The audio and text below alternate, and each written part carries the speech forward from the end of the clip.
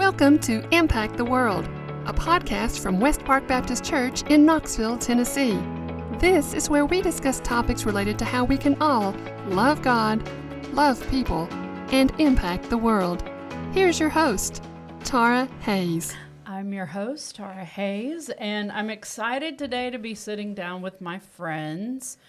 One of them is new to this is his radio debut, Pastor Chris Reed. Hello. It's good to be here. It's great to have you. People always told me I had a face for radio. Oh, well, moving right along. He does. That is not true. Not true. I also have with me Audra Chaney. Hey, Audra. Hello, Tara and Welcome Chris. back. It's fun to be here with y'all. This is going to be a good conversation.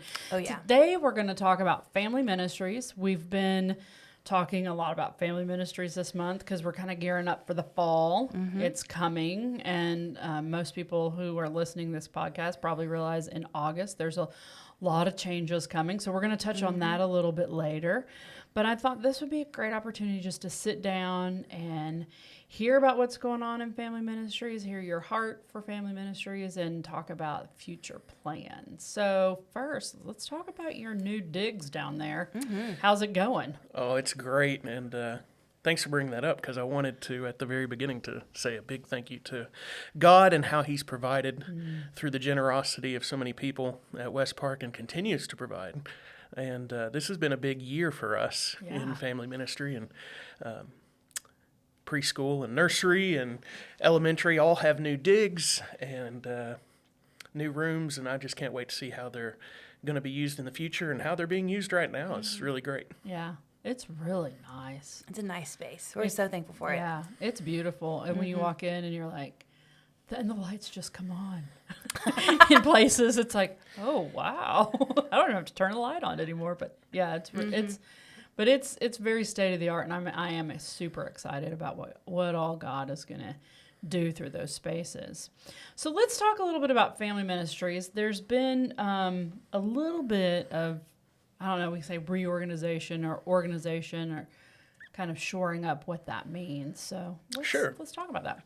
Absolutely. Well, I mean, first, our mission and vision is the same as the church, right? Mission to reach people with the gospel of Jesus Christ and see them develop as disciples who love God, love people, and impact the world. That's our mission. We just get to focus on the fun people, the little ones. The little ones, yeah, and their parents, and their parents, of course. So, our vision as a church is to become a church that's more and more intentional about impacting our community with the ministry and message of God's love. So for us, it's to become a ministry that's more and more intentional about impacting our kids and their families with the ministry and message of God's love. So that's our mission. That's our vision for family ministry. And we did make a change not too long ago by bringing in middle school into our team. And I think that's important because now we have a cohesive team from birth through 8th grade to come alongside parents, to come alongside families, that they can follow all the way through the most formative years of their child's life. Yeah. I mean, those are very important years. And I think if you want to talk about really impacting the world right now, where we can do that in a huge way is in the family. Mm-hmm. As we see the breakdown of the family in our culture and even within the church. I mean, family is under attack. Yeah. And so I think this is extremely important, and I'm excited about what's happening. I think it's a great organization. Yeah, and we so desire to teach kids a biblical worldview. Yeah. How to view their world from a biblical lens and how to take all the messages that the world is sending them, even at a young age. It's amazing. Yeah, through various ways. And how to filter those and rightly view those and to discern truth from lies. So that they can have the best hope and best foundation moving forward. Yeah, again, I think that's so important in our culture where truth is relevant and, whatever you want to think is truth, but we know through the Bible is not the case. Right. And that's exciting. Mm-hmm. So what kind of programs do you offer in family ministries? Like what do those changes look like? And Okay, so I'll go through Sunday morning and then I'll go through Wednesday night. So beginning in this August, Sunday morning at 9:15, of course we're going to have nursery available for both hours. Then we'll have, at 9:15, we'll have Junior Kids Club for grades 1 through 3, Crew 45 for 4th and 5th We're going grade, to talk about that. and middle Yeah. school Exciting. C groups. So at 11 o'clock, the second hour, we'll again have nursery. We'll have Sunday schools for our pre-K and elementary students through 5th grade, and middle schoolers will be joining their parents in worship. Okay. And have middle schoolers They've always always- joined? yes. I thought Yes, so. that's been what they do for the hour that they're not in their community Yeah. groups. Okay. Me not being a parent, sometimes I lose sight of what students and children are doing at what times. Yeah. So, yeah. Then Wednesday nights we'll continue to have Awana through 5th grade, and Anchored That's right. is our middle school Oh, program. that started last year, right?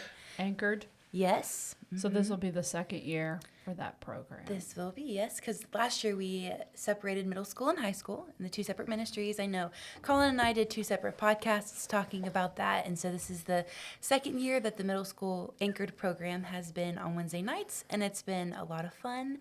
And then now later, we'll talk about in a bit in this podcast our separation of a bit of elementary grades. So Yeah. we're working on making age specific teaching and discipleship. Wow. Yeah, so parents and families should be very familiar with what we're offering. We may be changing the times up just a little bit, whereas clubs usually came in the second hour. We're now switching them to the first hour, and their classes are going to be at the second hour. But the new thing is Crew. Crew 4-5, of course, standing for 4th and 5th grade. And we decided to break them out and give them something new and fresh, and Audra's going to tell us about that. That's right. So our families have been used to Kids Club for kids grades 1st grade to 5th grade. And so what we're doing for starting August 11th will be the first Sunday morning of Crew 4-5. 4th and 5th graders will still be going to Kids Club on August 4th. Also, plug for that, we have a parent meeting on August 4th Okay. at 9:15, where we want to gather with parents that have children birth to 8th grade. We'll gather with them in the hub, and our family ministry team will encourage them and share with them all that we're offering their families, their children this coming year of ministry, and to encourage them and offer resources, ways to support and help them. So because I can't be at 2 places at one time, What? 4th and 5th graders will be with Kids Club one last Sunday One morning last time. on Their last August 4th. hurrah. That's right. With 1st to 5th grade, and then that following Sunday, August 11th, they will be with myself and our amazing team of West Park members who love 4th and 5th graders and want to see them grow as disciples. And we will be at the loft. That's upstairs in our new kids area. It's awesome up there. Oh, yeah. It's pretty. It's a great place and I think I'm excited for you to break out 4th and 5th grade. I mean, even though I don't have kids, I get that it's changed a lot since years ago when you split them up 1st to 5th. But now 4th and 5th graders are, I don't know, they're exposed to more than they used to be, and they're a little more mature than they used to be. So I can see that it's hard to adequately teach and guide a 1st grader as with a 5th grader. I mean, there's Right. such a big difference there. Right. It has been a challenge. It's been okay. It's been great. But there are certain challenges when you're teaching certain biblical topics as you're Yeah. going through your curriculum, and you've got a 1st grader, 6 or 7 years old, and Yeah. a 5th grader, 11 or 12 or 10 years old, and trying to teach them at the same time because they're Yeah. taking vastly different things away from the lesson. So Yeah. this is really going to give us a good opportunity to focus our teaching better for the younger and the older group. That's exciting.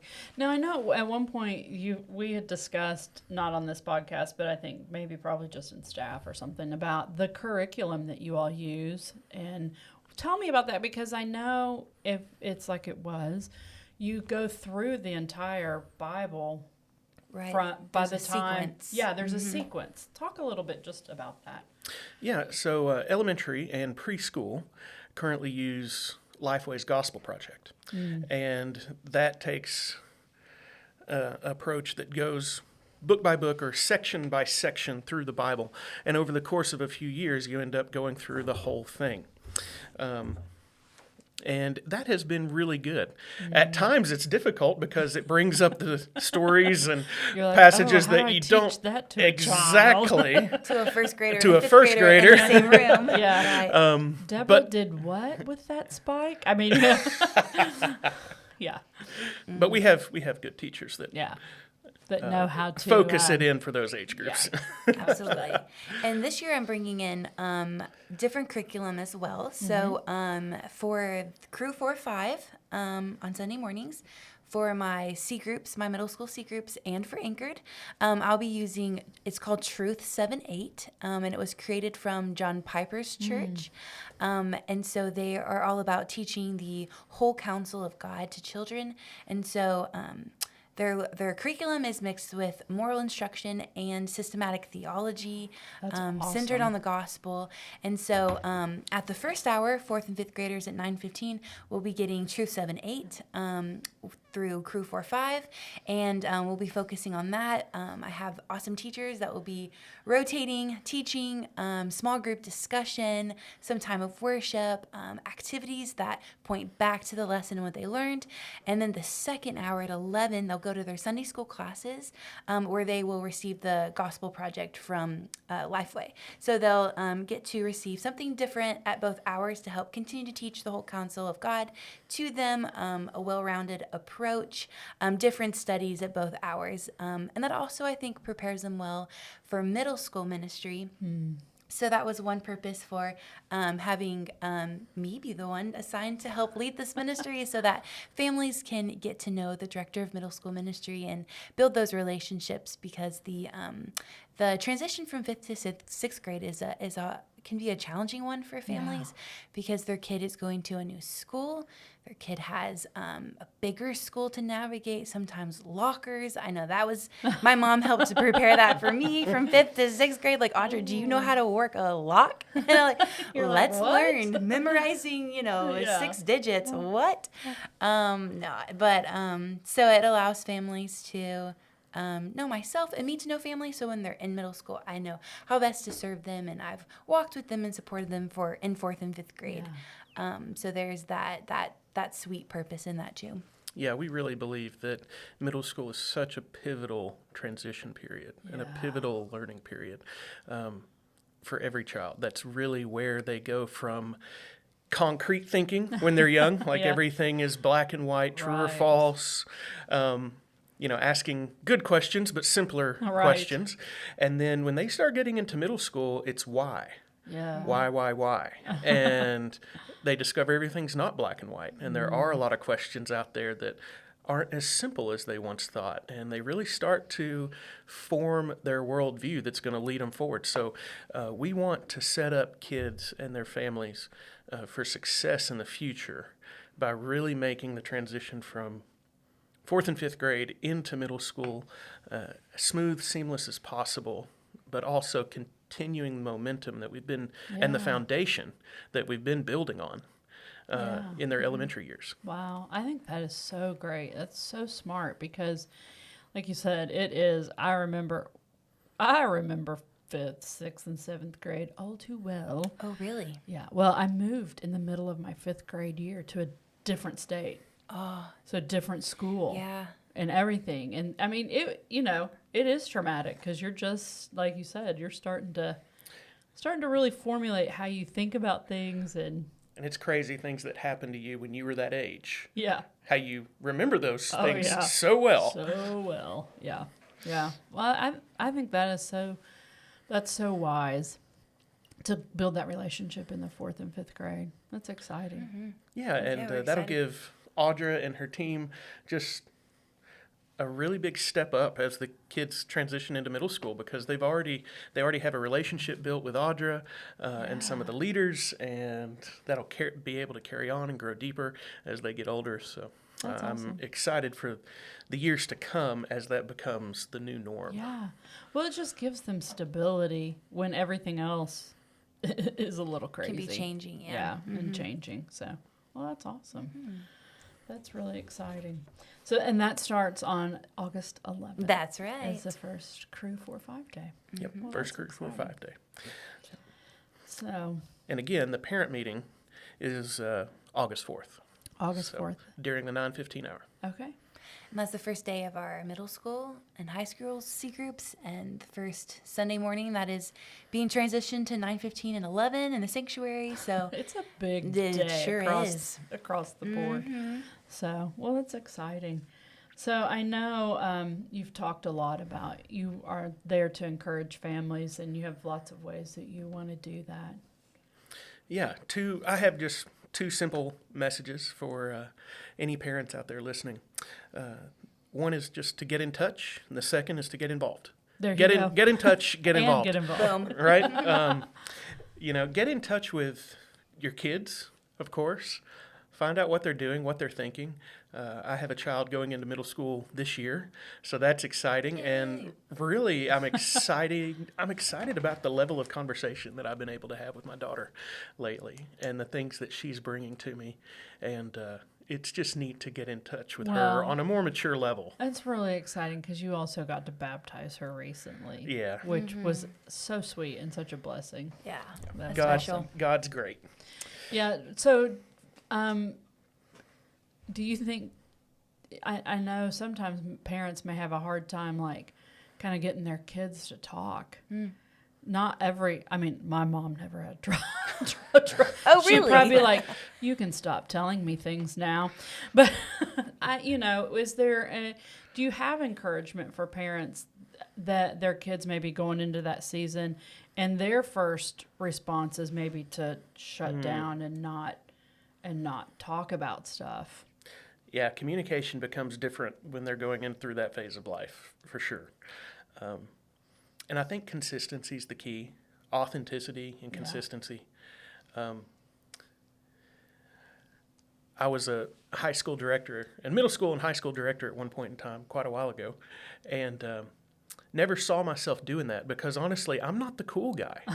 I'm really not. What? I don't look like the cool guy. I don't act like the cool, stereotypical youth pastor, and I never did. But I was always able to have great relationships with students simply because I tried to be authentic and real with them.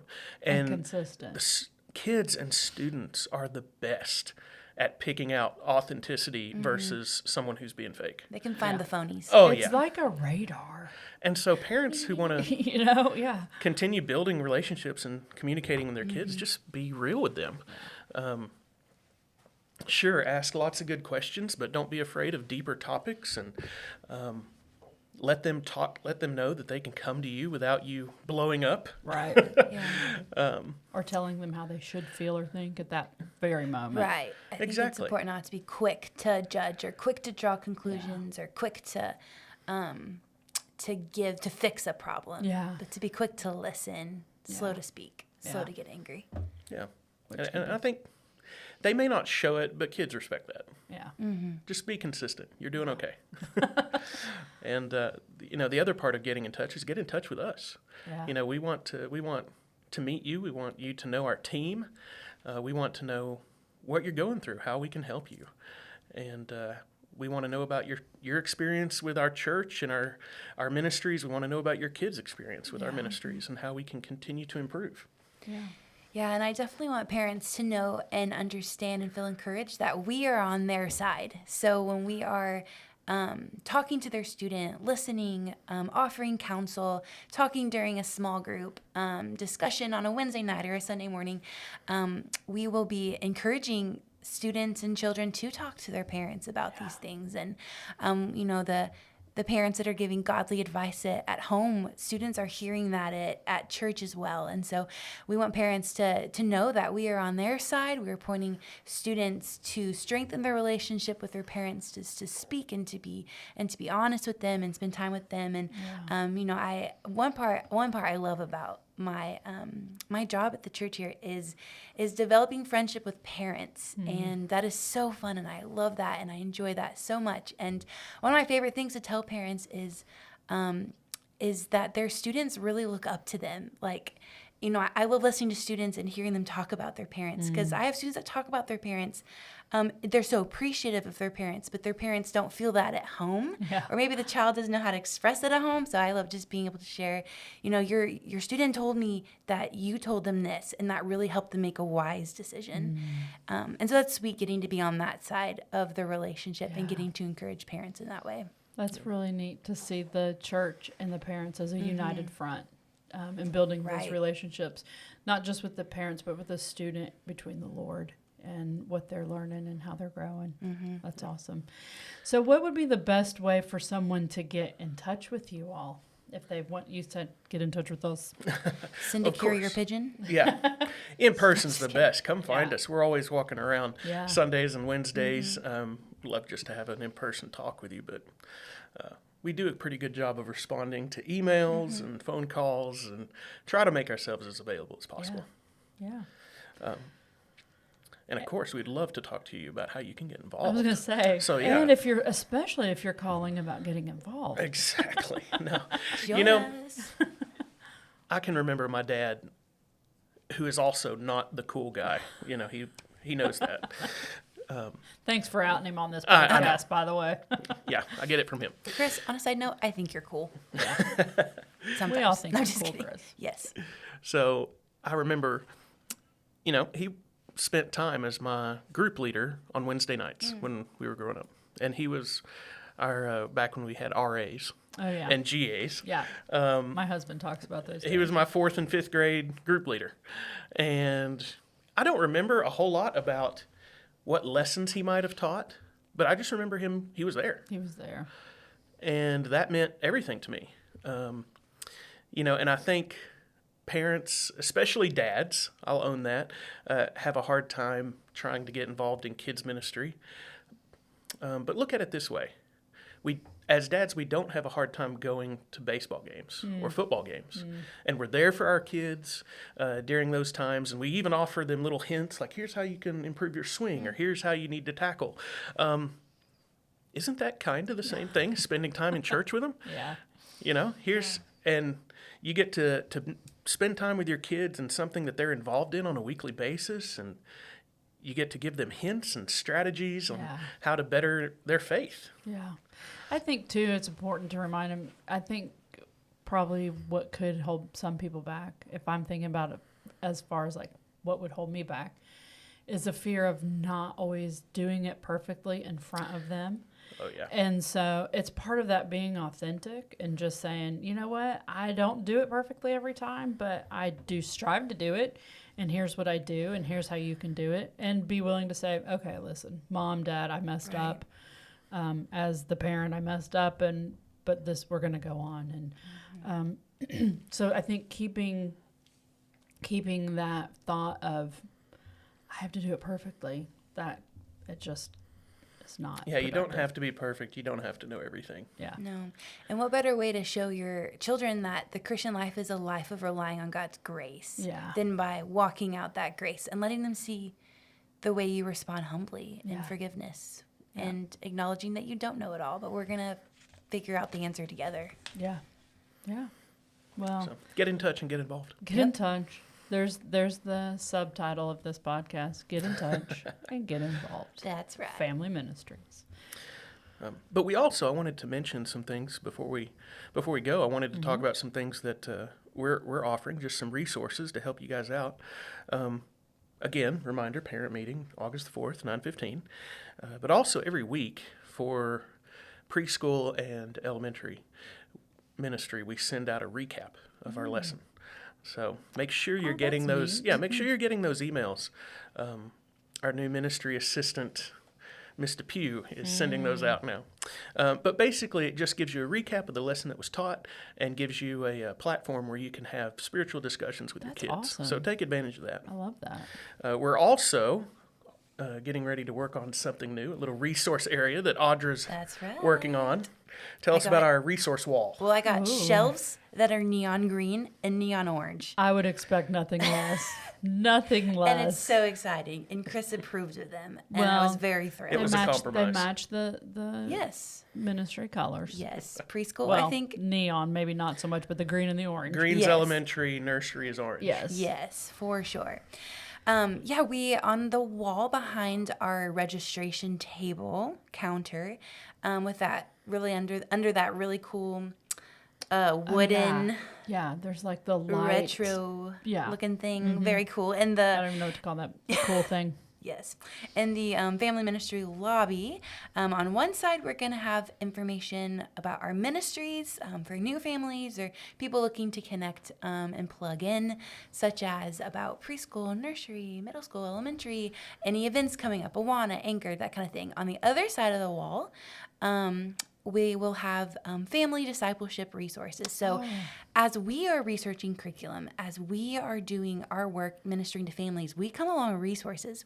We find resources along the way that we want to share with families, whether it's maybe a scripture memorization tool. I know the curriculum I'm looking at has a lot of scripture memorization tools for families, or recommendations of family devotions that that's families could awesome. do together. We are going to, on the neon orange shelves, we're going to use for the family discipleship materials. So families be checking that out That's every few weeks for exciting. different things that we add to that of recommendations. Families can check out devotions they could do together, resources maybe on hard topics that are hard to address with children. So we hope just to continue to strengthen that partnership between the family and the church. Yeah. That's awesome. And the last resource that I wanted to mention today is just really simple. You know, we have a team of elders here at the church that exist to shepherd and serve, Yeah. and we want to counsel you guys through things if you need it. But we also have a great biblical counseling ministry Yes. that many people don't know, but also help a lot of children on a Yeah. regular basis. That is true. So Yeah. we do offer those The biblical resources as counseling well. is not just for adults. That's That is for right. sure. That's a age. It's not an age restrictive ministry. So those are some great resources. I'm really excited about what the Lord's doing in families, and I think it's essential to the life of the church and Absolutely. how we impact our world. And, you know, give us grace as we're not perfect. We've gone through a lot of change this past year, and we're going to be going through a lot of change over the course of the next year. Good change, Yeah. I think. But, you know, we're striving to do the best we can to follow God, to share God, Yeah. and just to serve our kids and their families, to make sure that West Park remains a safe and a good place for families. That's awesome. Well, it's been a great conversation. Yes. Very excited about things to come. Yeah, thanks for having us. Yeah. Thank you, Tara. As you heard Chris say, reach out. And get involved. Get involved is the big Get in part. touch, get involved. in touch. Get involved. Got milk? Is I what you should said? that Oh, I no. should have written Get- down the tagline if I'm gonna promote it. But anyway, That's right. thanks for joining us today, and we look forward to how you are going to be able to get involved in family ministry. Get connected and all the That's things. right. Thanks, you guys.